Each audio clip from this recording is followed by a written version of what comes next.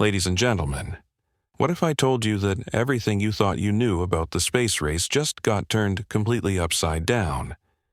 What if I told you that while everyone was watching Elon Musk launch rockets into orbit, Jeff Bezos was quietly orchestrating something so monumental that it could reshape humanity's future among the stars?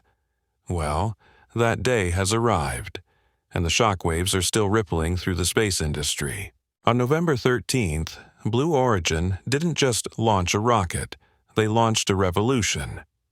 The New Glenn rocket thundered off the launch pad at Cape Canaveral, carrying with it not just NASA's most ambitious Mars mission in decades, but also the hopes and dreams of an entire company that has been written off by critics for years. But here's the thing that nobody saw coming. This wasn't just about getting to orbit. This was about proving that Blue Origin could do something that would make even SpaceX take notice. Picture this scene for a moment. Mission control at Blue Origin's Rocket Park facility. Engineers and technicians holding their breath as they watch their towering New Glenn rocket climb through the atmosphere. But the real tension wasn't about whether the rocket would reach space. The real nail-biting moment came when that first stage booster had to stick the landing on a seafaring platform named Jacqueline, floating somewhere in the Atlantic Ocean. When that booster touched down perfectly on the deck, cheers erupted through the control room like nothing they had ever experienced before. You see, this wasn't just any ordinary rocket launch. This was Blue Origin's declaration that they are no longer playing catch-up in the commercial space game. For years, critics have hammered the company for moving too slowly, for being too cautious, for not being aggressive enough in their approach to spaceflight. But what those critics didn't understand was that Blue Origin was playing a completely different game. While SpaceX was focused on rapid iteration and flashy demonstrations, Blue Origin was methodically building something that could fundamentally change how we explore the solar system. The payload on this mission tells you everything you need to know about Blue Origin's ambitions. NASA's ESCAPADE mission, short for Escape and Plasma Acceleration and Dynamics Explorers, consists of twin spacecraft that will embark on one of the most scientifically significant journeys in recent memory. These aren't just any satellites. These are sophisticated probes designed to unlock one of the greatest mysteries in our solar system. How did Mars, a planet that once had flowing water and a thick atmosphere, transform into the cold, barren world we see today? But here's where the story gets really interesting. The trajectory these spacecraft will take to reach Mars is unlike anything we've seen before. Instead of taking the traditional direct route to the Red Planet, ESCAPADE will first travel to Lagrange Point 2, a cosmic balance point about 1.5 million kilometers from Earth. Think of it as a gravitational sweet spot where the pull of the Earth and Sun create a stable parking orbit.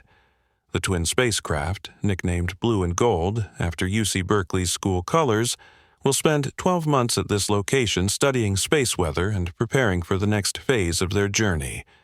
Then comes the really clever part.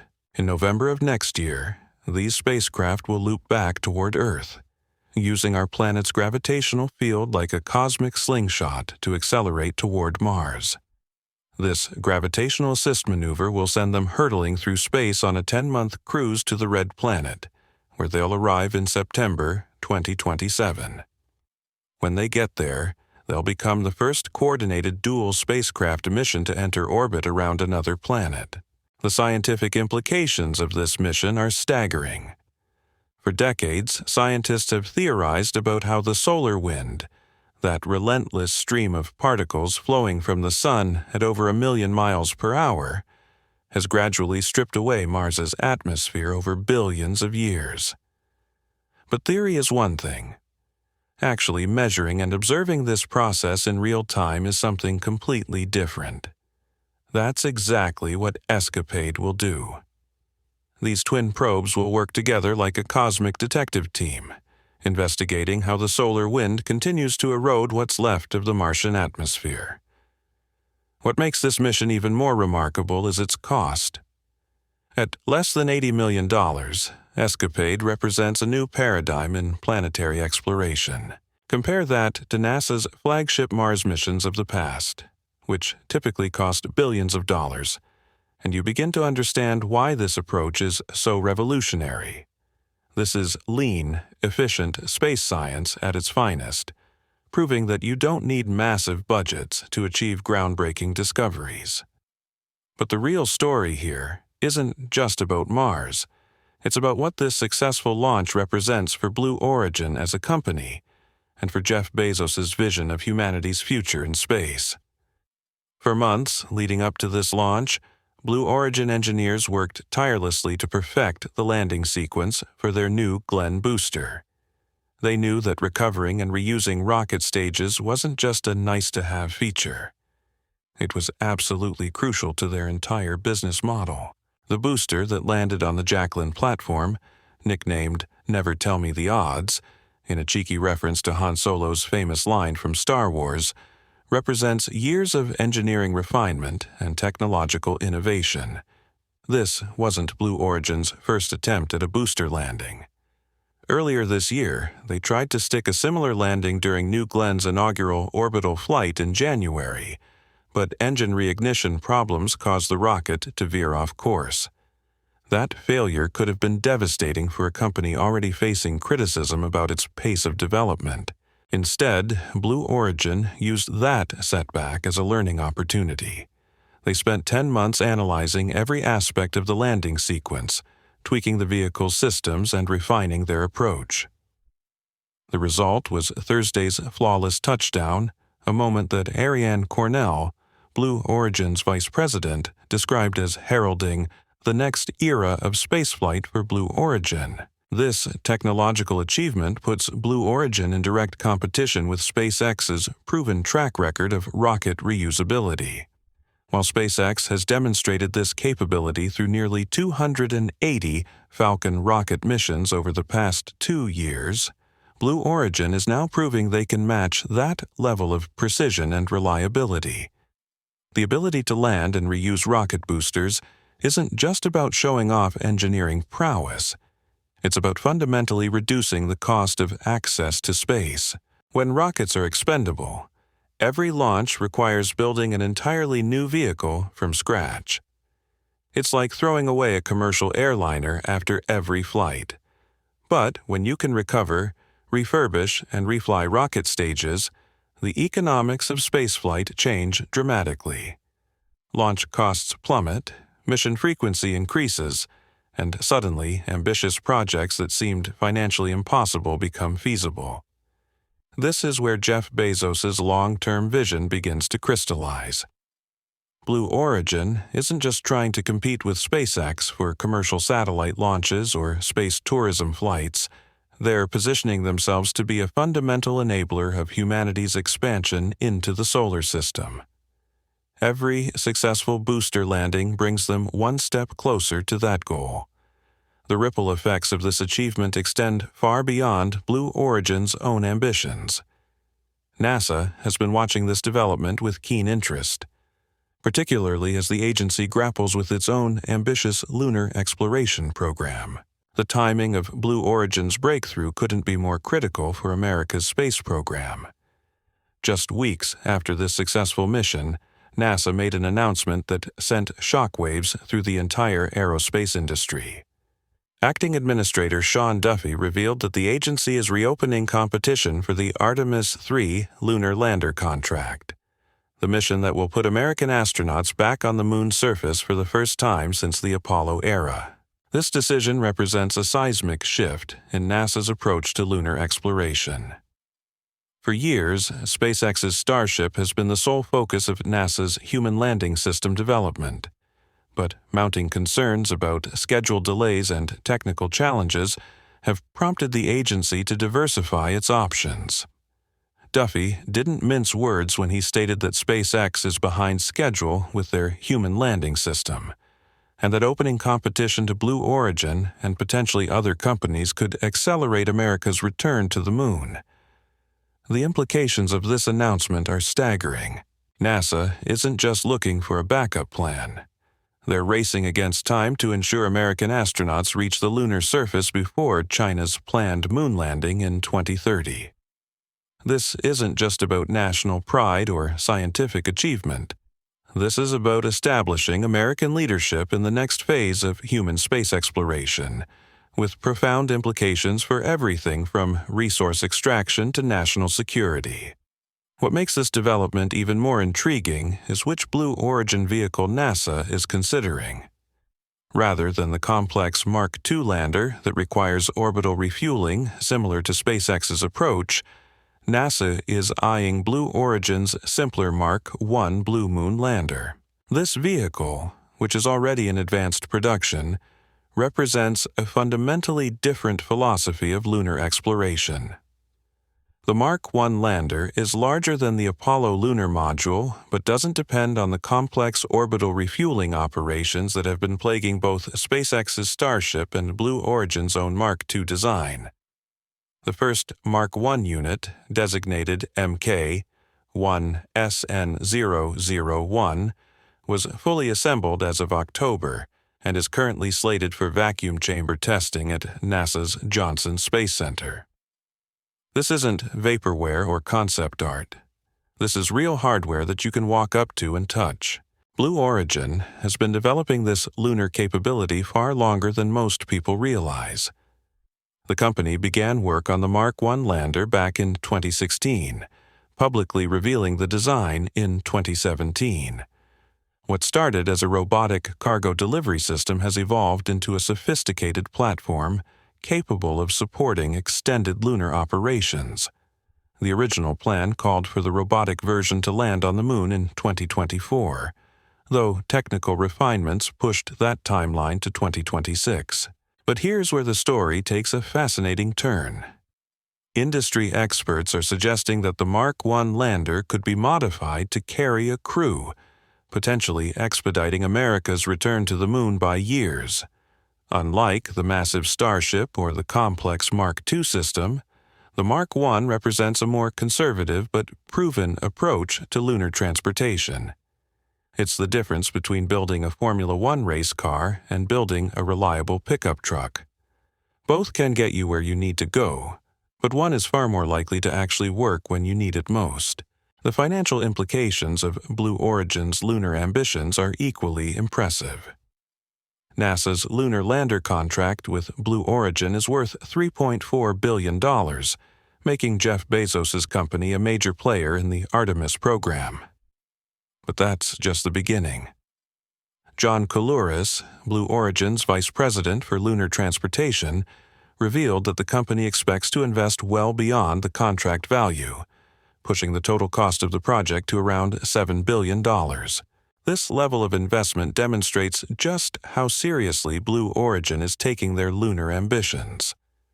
When a company is willing to put billions of dollars of their own money into a project, you know they're not just trying to win a government contract, they're betting their entire future on becoming a fundamental part of humanity's expansion beyond Earth.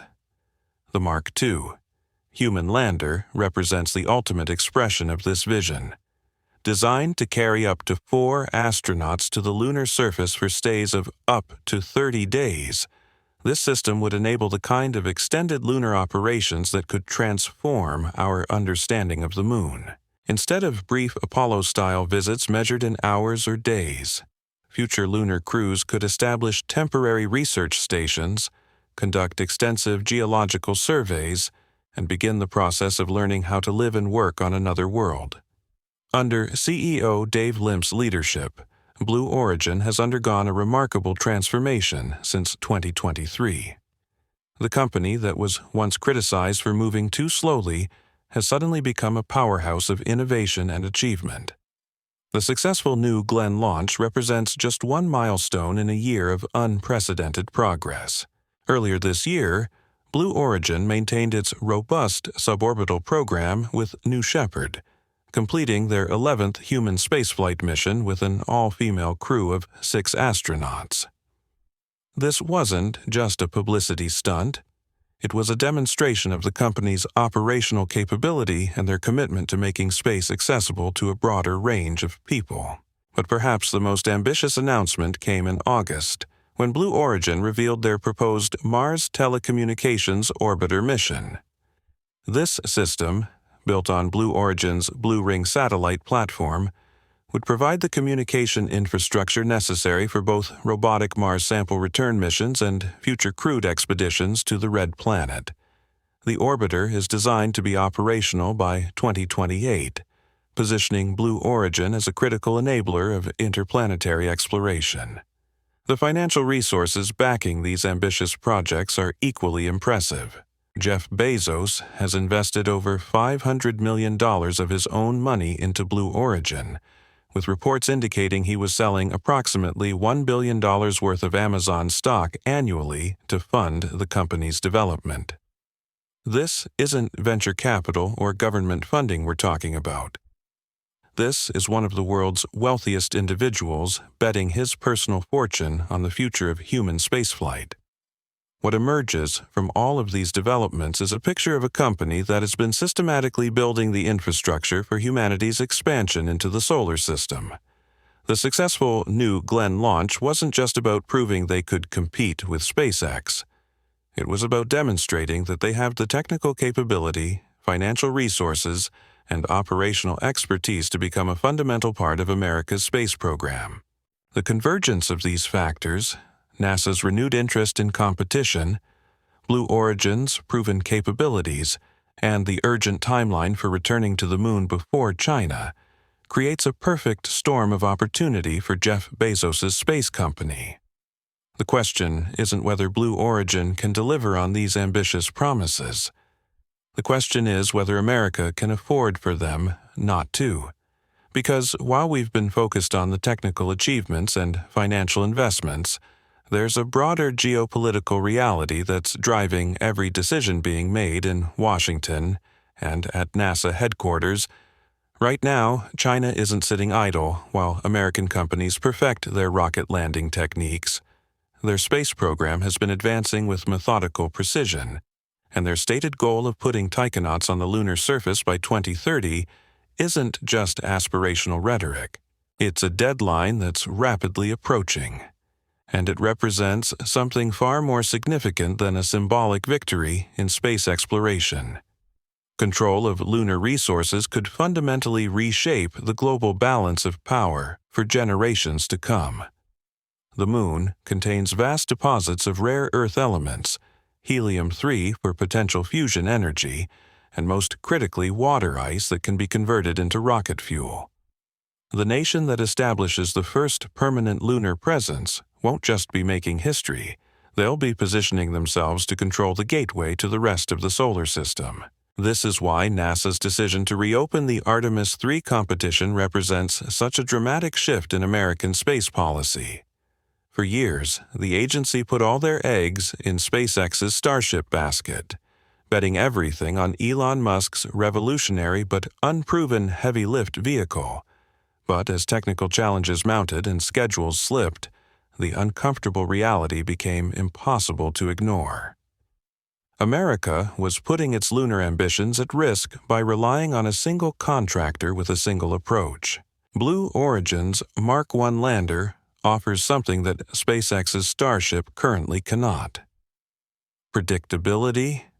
While Starship requires multiple orbital refueling operations, complex heat shield technology, and revolutionary manufacturing techniques that are still being developed, the Mark I represents a more conservative engineering approach that builds on decades of proven spaceflight experience. Think of it this way. Starship is like trying to build a supersonic passenger jet before you've mastered commercial aviation. It's ambitious, it's revolutionary, and if it works, it will change everything. But the Mark I lander is more like building a reliable cargo plane using proven technologies and established manufacturing processes. It might not be as flashy, but it's far more likely to actually work when you need it most. The technical specifications of the Mark I tell the story of this philosophy. The lander is designed to operate independently without requiring the complex choreography of orbital refueling, that has become the Achilles heel of both Starship and Blue Origin's own Mark II system. It can launch directly from Earth, travel to the Moon, land safely on the surface, and return to lunar orbit for rendezvous with waiting astronauts. This operational simplicity translates into something invaluable in the world of human spaceflight: reliability. When you're talking about sending astronauts hundreds of thousands of miles from Earth, complexity is the enemy. Every additional system, every extra operational requirement, every novel technology represents another potential point of failure that could turn a routine mission into a life-threatening emergency. The Apollo program understood this principle intimately. The lunar module was a masterpiece of engineering, not because it was the most advanced spacecraft ever built, but because it was exactly as complex as it needed to be and no more. Every system had a backup. Every critical function had multiple ways to accomplish the same goal. The result was a vehicle that successfully landed 12 astronauts on the Moon without a single life-threatening failure during lunar operations. Blue Origin's Mark I lander embodies this same philosophy of elegant simplicity. Rather than trying to revolutionize every aspect of lunar transportation simultaneously, they've focused on building a system that works reliably within the constraints of current technology. The vehicle is large enough to carry substantial cargo and scientific equipment, robust enough to handle the harsh lunar environment, and simple enough to operate safely in the unforgiving vacuum of space. So here we are, standing at the edge of a new chapter in human space exploration. Blue Origin's successful New Glenn mission wasn't just about proving they could land a rocket or deliver satellites to orbit. It was about demonstrating that Jeff Bezos' vision of humanity's future among the stars isn't just a billionaire's fantasy. It's a carefully orchestrated plan that's finally coming to fruition. With NASA reopening lunar competition and China racing toward their own moon landing, the next few years will determine whether America maintains its leadership in space or watches from the sidelines as others claim the high frontier. The question isn't whether we'll return to the Moon. The question is who will get there first and what that means for the future of human civilization. The space race of the 21st century has officially begun, and Blue Origin just fired the starting gun.